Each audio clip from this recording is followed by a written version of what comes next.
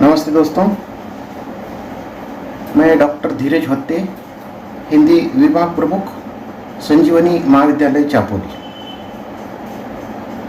आज के इस ऑनलाइन ताशिका में आप सभी का हार्दिक स्वागत है। बीए द्वितीय वर्ष ऐच्छिक हिंदी पाठ्यक्रम के अंतर्गत निबंध तथा कथ्यतर गद्य इस 8वें प्रश्न पत्र में हरिशंकर परसाई जी का एक चर्चित निबंध नीलकंठ को देख रहे हैं। इसके पूर्व 2 ताशिकाओं को हमने देखा है, जिसमें पहली ताशिका के अंतर्गत हरिशंकर परसाई जी का जीवन चरित्र, उनकी साहित्यिक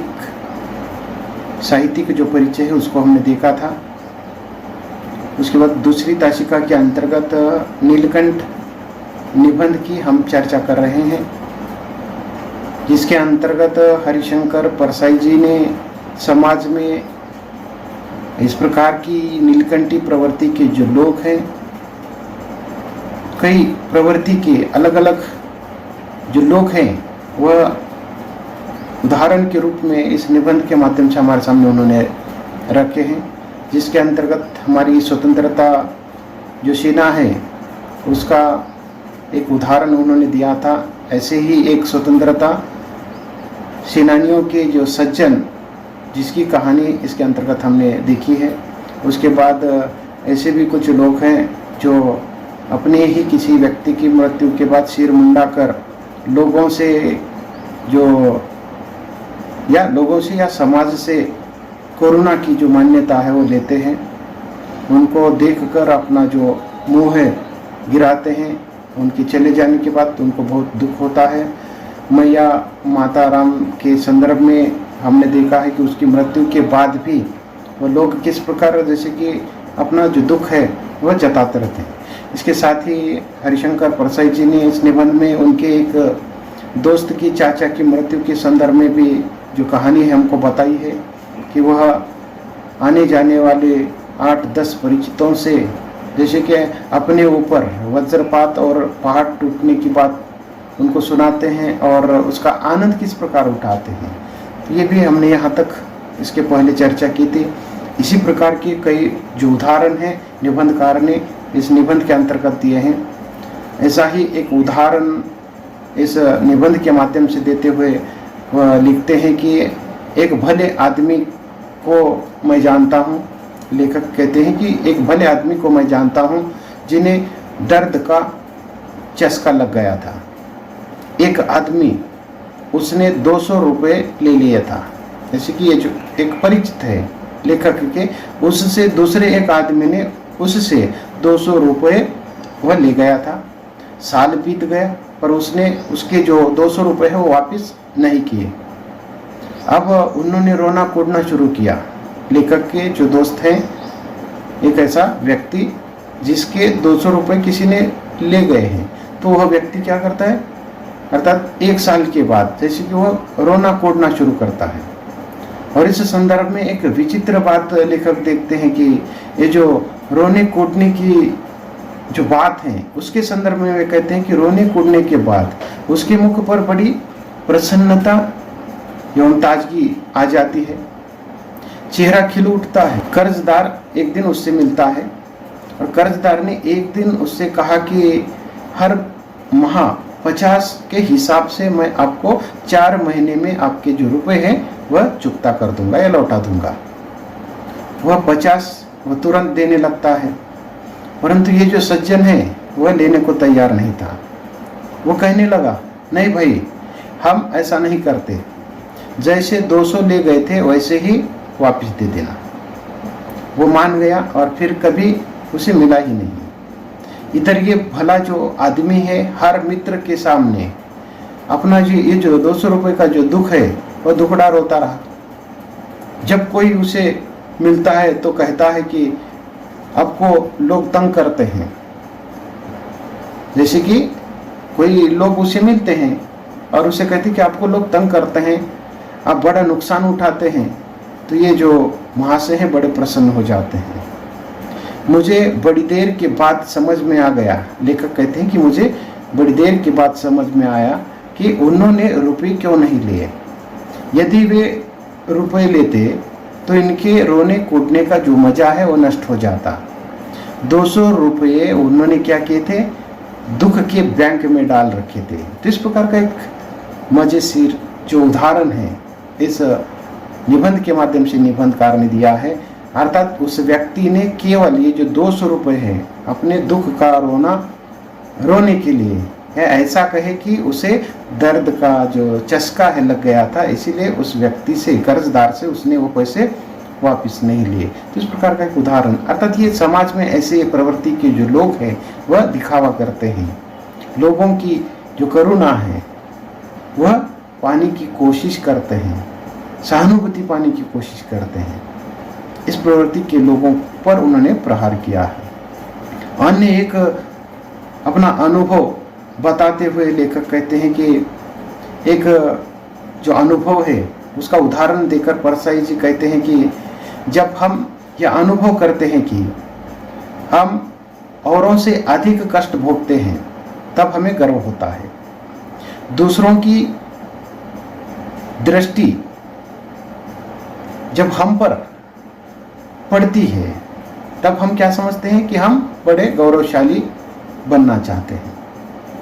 दर्द का जो ताज है सिर पर रखकर हम घूमने लगते हैं। दुख पुण्य मान जाते हैं और दुख को पुण्य बनाने में सबसे बड़ा जो हाथ है दुख देने वालों का होता है।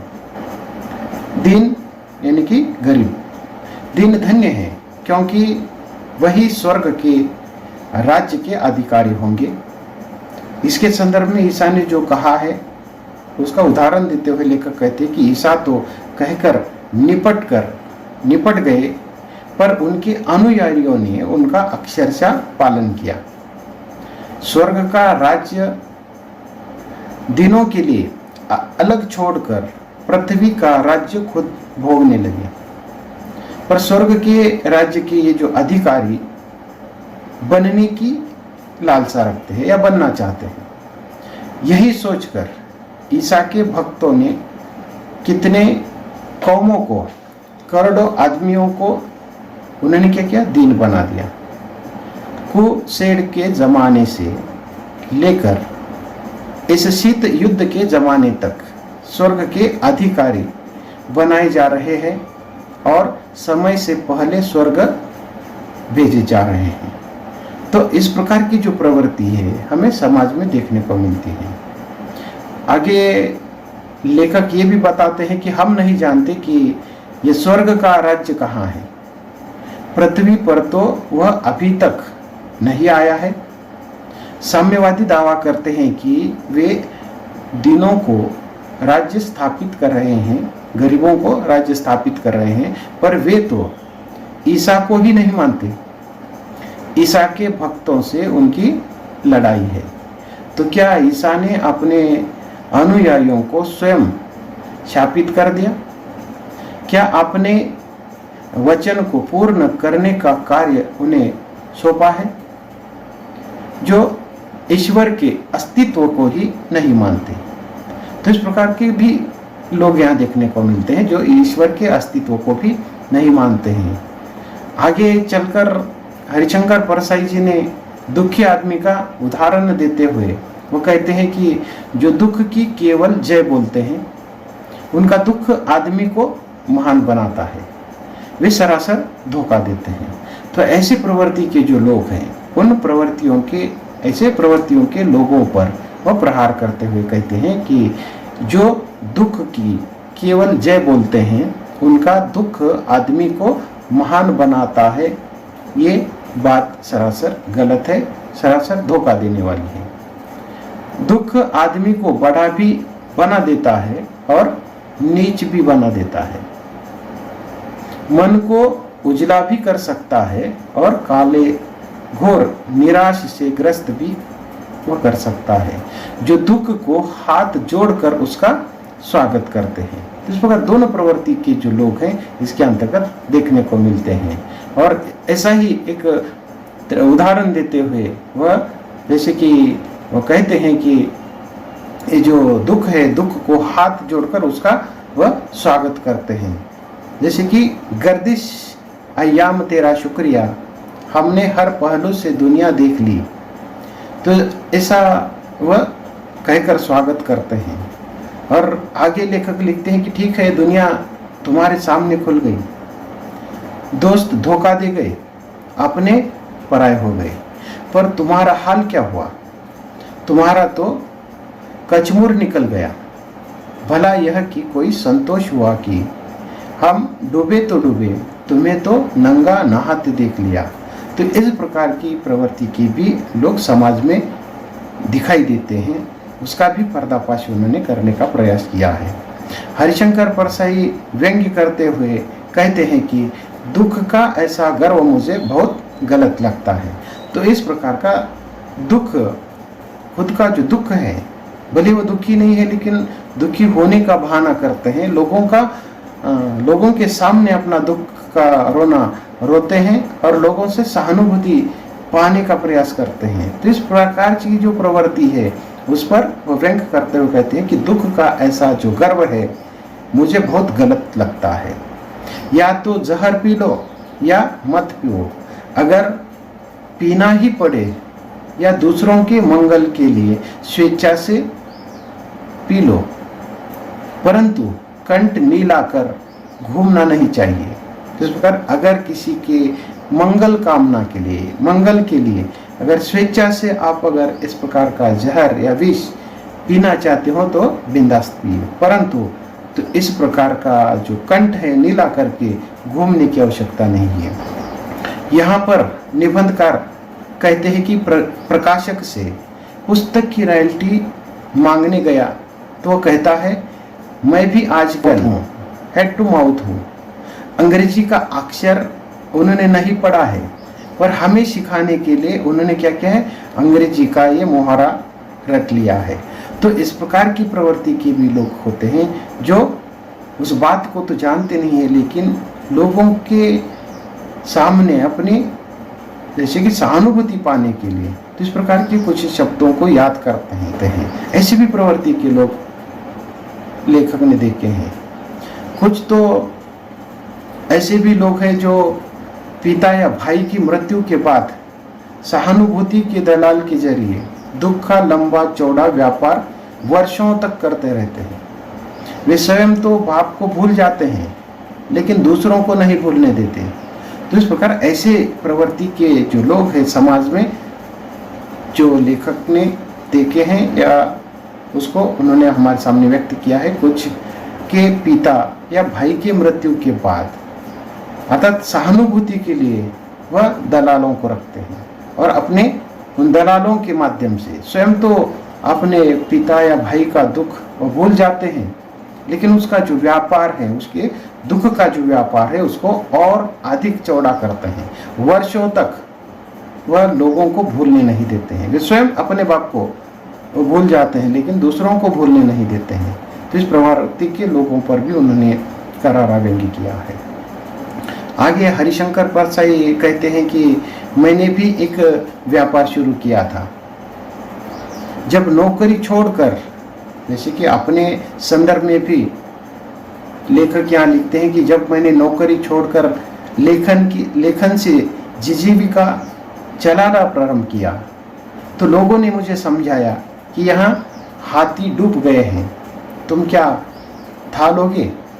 जब नौकरी छोड़ दी तो वह लोग क्या करने लगे, सहानुभूति लेखक के सामने प्रकट करने लगे। कुछ पेशेवर सहानुभूति प्रदर्शन करते हुए दिखाई दिए, पता लगाते रहते हैं कि किस पर क्या विपत्ति पड़ी। तो ऐसे भी समाज में लोग देखे जाते हैं कि किस व्यक्ति पर कब कैसी विपत्ति पड़ी है, ये देखने का और आनंद लेने का भी काम करते हैं। निबंधकार के बारे में भी इस प्रकार की जो चिंता है वह उस समय प्रकट की जाने लगी। बड़ा दुख उठा रहे हैं बेचारा, अब तो शायद खाने के भी लाले पड़ने लगे, चेहरे पर कितनी परेशानियां नजर आती है। इस प्रकार के लोग क्या करने लगे, सहानुभूति। जैसे कि उन्होंने नौकरी छोड़कर, अध्यापन का कार्य छोड़कर अपना लेखन का कार्य शुरू किया, तब लोग लेखक के प्रति भी सहानुभूति जताने लगे। बड़ा दुख उठा रहा है बेचारा, अब तो शायद खाने के भी लाले पड़ने लगे हैं, चेहरे पर कितनी परेशानियां नजर आती है। तो इस प्रकार की बात करने लगे। बात उल्टी थी, उन लोगों को पता नहीं था। उन्हीं दिनों मुझे पाठ्य पुस्तकों से 10,000 इकट्ठा मिले थे और मैं मजे में जी रहा था। बात बिल्कुल उल्टी थी। लोग क्या करने लगे कि इन्होंने नौकरी छोड़ी है, अब ये कैसा खाएंगे, अब तो खाने के लाले पड़ जाएंगे, इस प्रकार की बात वो लोग करने लगे, सहानुभूति जताने लगे। लेकिन बात इसके बिल्कुल उल्टी थी। नौकरी से जितना वो कमाते थे उससे अधिक वह पाठ्य पुस्तकों के माध्यम से वो कमाने लगे और लेखक मजे में जी रहे थे। लेकिन लोग इस प्रकार की चर्चा करते नजर आ रहे थे। निबंधकार के चेहरे पर कष्ट और परेशानी के भाव थे, लेकिन उनके चेहरे पर जो कष्ट और परेशानी के भाव थे वह उस नौकरी के छोड़ने के नहीं थे। अर्थात उनका ये जो दुख है या उनके चेहरे की ये जो परेशानी है उसका जो भाव है कुछ अन्य ही था। और वह सोच रहा था कि उनके पास जो रुपए मिले हैं वो उन रुपयों से एक नया जूता प्राप्त होता है।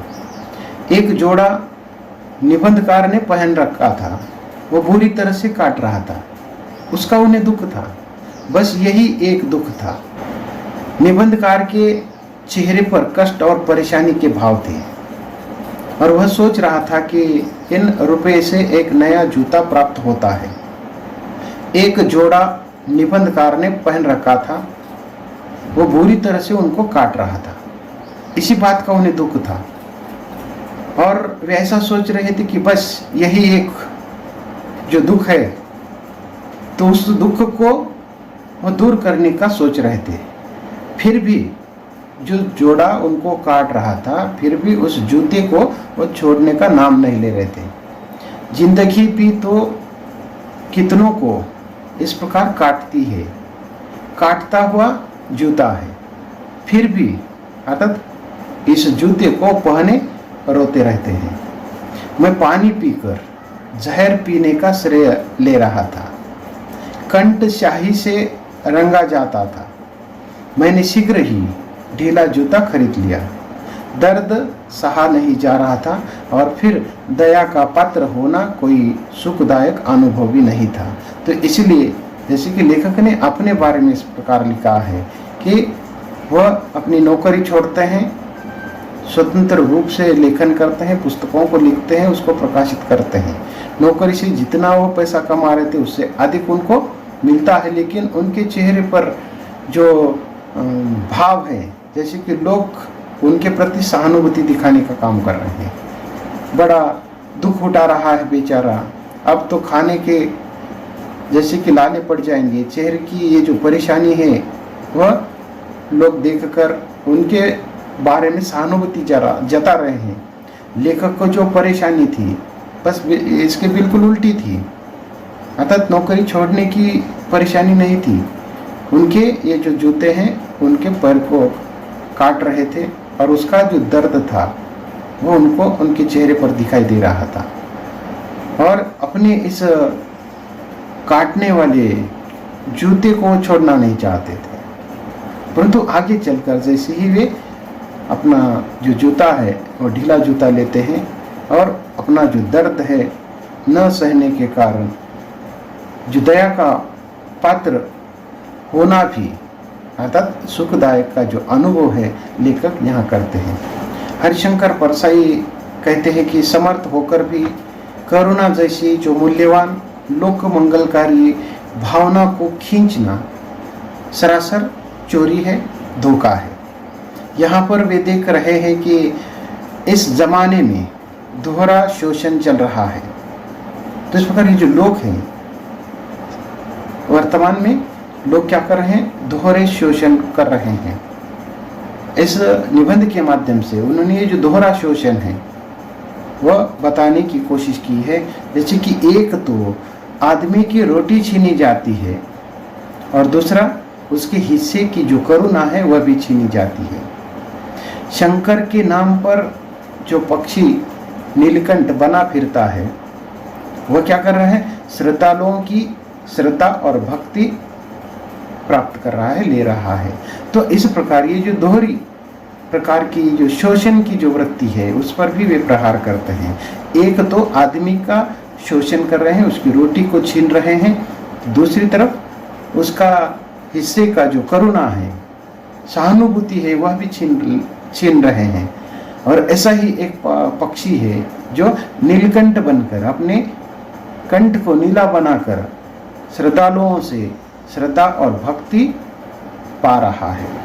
तो इस प्रकार इस निबंध के माध्यम से निबंधकार ने ऐसे कई उदाहरण दिए हैं जो इस पंछी की तरह, नीलकंठ की तरह लोग क्या कर रहे हैं? श्रद्धालुओं की श्रद्धा और भक्ति को छीन रहे हैं, दोहरा शोषण कर रहे हैं। एक तो उस आदमी की रोटी छीन रहे हैं, दूसरी तरफ उसके हिस्से की जो करुणा है, सहानुभूति है, वह भी छीन रहे हैं। कई उदाहरणों के माध्यम से उन्होंने हमारे सामने ये बात रखी है। तो इस प्रकार हरिशंकर परसाई जी के जो निबंध है, उन निबंधों में विशुद्ध व्यंजनात्मक शैली को हम देख सकते हैं।